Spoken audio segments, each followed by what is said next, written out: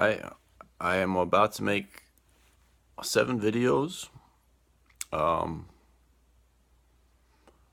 from Davis Abel's book, Galileo's Daughter. And I'm just going to take the first page or two from each chapter. Just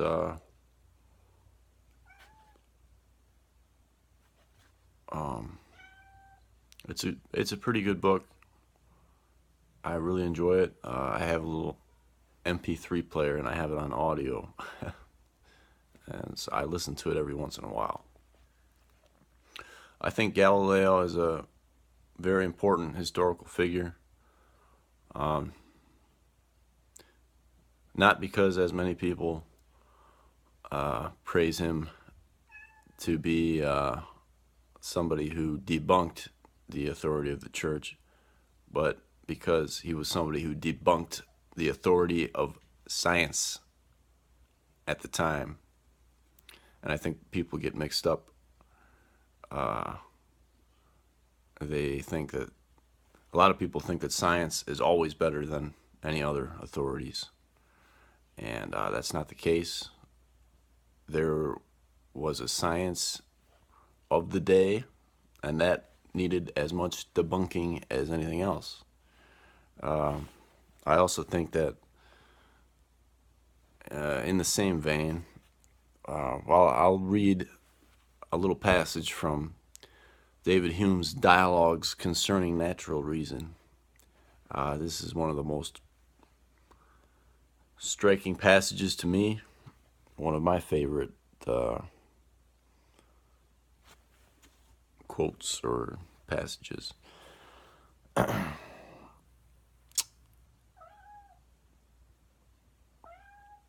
Now, I can't remember the speaker here. I'm not sure if it's Philo. I think it's Philo. Anyway, he says, "The modern system of astronomy is now so much received by all inquirers, and has become so essential a part even of our earliest education, that we are not commonly very scrupulous in examining the reasons upon which it is founded.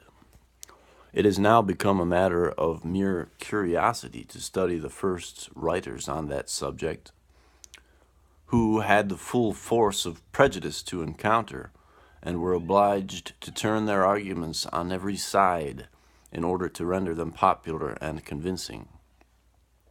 But if we peruse Galileo's famous Dialogues Concerning the System of the World, we shall find that great genius, one of the sublimest that ever existed, first bent all his endeavors to prove that there was no foundation for the distinction commonly made between elementary and celestial substances.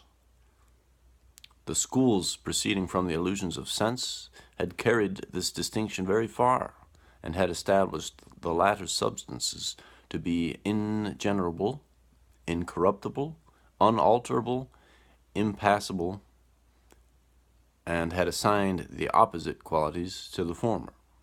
But Galileo, beginning with the moon, proved its similarity in every particular to the earth, its convex figure, its natural darkness when not illuminated, its density, its distinction into solid and liquid, the variations of its phases, the mutual illuminations of the earth and moon, their mutual eclipses, the inequalities of the lunar surface, etc. After many instances of this kind, with regard to all the planets, men plainly saw that these bodies became proper objects of experience, and that the similarity of their nature enabled us to extend the same arguments and phenomena from one to the other. In this cautious proceeding of the astronomers, you may read your own condemnation, Cleanthes, or rather may see that the subject in which you are engaged exceeds all human reason and inquiry." This part is Philo talking to Cleanthes. Maybe not so much related to my point, but just a continuation of it, not essential here. But Philo's point is that we accept a lot of the things that we learn in our education, especially our early education, and just because we accept Galileo's astronomy,